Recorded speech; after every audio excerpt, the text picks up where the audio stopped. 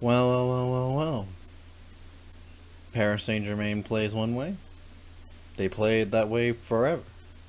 And you know what? I have very little to complain about. Hey, it's Sebastian. This is Vision Denial. And the road to MSI, where I watch every playoff series. Yes, including that one. So, we've got today a Paris Saint-Germain versus J-Team. J-Team, which I was quite disappointed in their previous series. But this time we're in a best of 5 series. So what changes with this? Nothing. It ends in 3-0.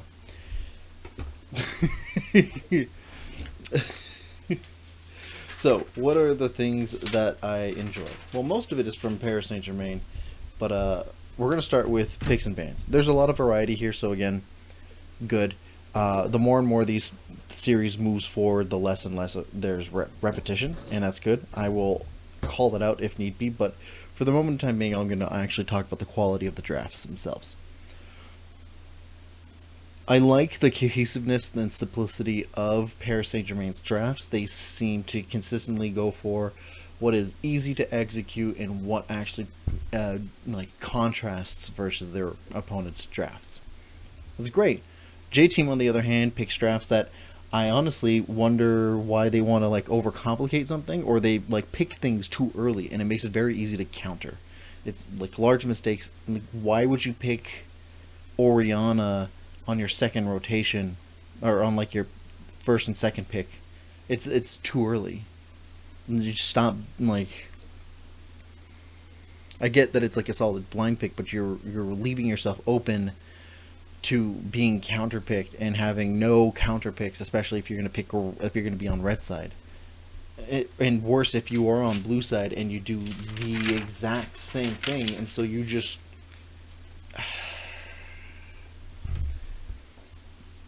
next.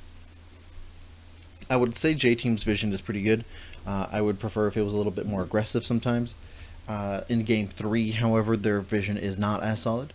PSG, their vision game gets better and better over time, and I wish it was just better earlier in and not keep the consistency they have from the mid game to late game.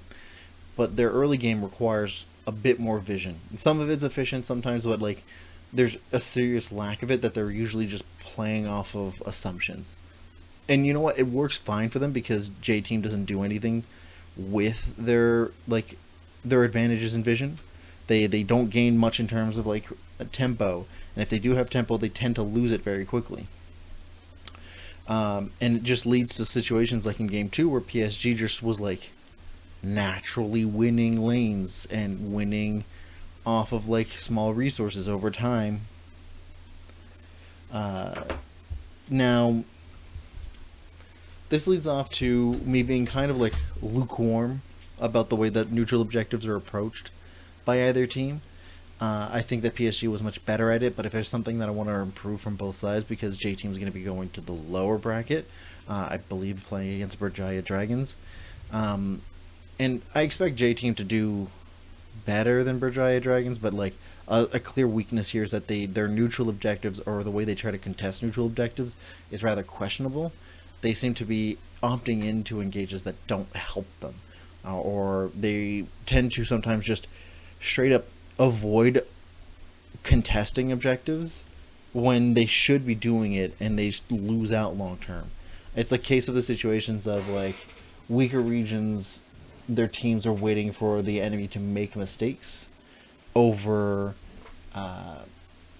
trying to actually create leads or find ways to move forward into the game. And honestly, sometimes that works just for if your goal as a team is to make it just make it pretty high into your own region. But the issue is that I know that all of these teams, even the minor regions, all of the minor regions talk about, they do legitimately think that they can be a contender to win world. And I get that that's a joke sometimes with North America, and that sometimes when minor regions say that, it's inspirational, but also kind of misguided. But the thing is that all of these teams, all of the minor region, even Brazil and Australia, do have the resources and skills involved. They may not be high level, like they're not all going to be like Nuggeries, or they're not going to all be like Fakers or Chovies or like Showmakers. Like you can't expect the individual qualities to be consistent, but like nobody expect everybody in China to have that same high quality, or in Korea or in Europe. So like there is a consistent level bar here where you know for a fact that all of these regions have the players, the resources, and the intelligence to actually go for it. And so it comes to me as baffling that like simple shit like the way you approach neutral objectives and contesting things and avoiding and trying to like actually develop leads without having to like require some sort of like mistake from your opponent is necessary, especially if you're planning on winning the whole thing. Because if you're planning on winning the whole thing, you're planning on heading to an international competition and winning that. No one plays the game to just make second fiddle. They all play to win the big one. So I want to see more of these smaller region teams. Like the Pacific is definitely sixth place consistently in terms of all of the regions. They sometimes falter between it, but like rarely do I see any of their teams get dropped off in the play-ins. Rarely do I see, and they always tend to have like a team that gets to like possibly qualify for like for the like the second part of this tournament. Usually, like they have consistently shown stuff to the point where like Vietnamese regions and the other smaller Southeast Asian regions have developed into their own thing because of it. So that means that like this region has the abilities. They're known as the Korean killers. I call them that because that's what they're referred to as, which means that they do know how to develop leads without relying on opponents' mistakes. So, where does this lead long term? I want to see less dependency on timers and barons. They're good. They're really necessary in terms of like properly solidifying leads if you need them.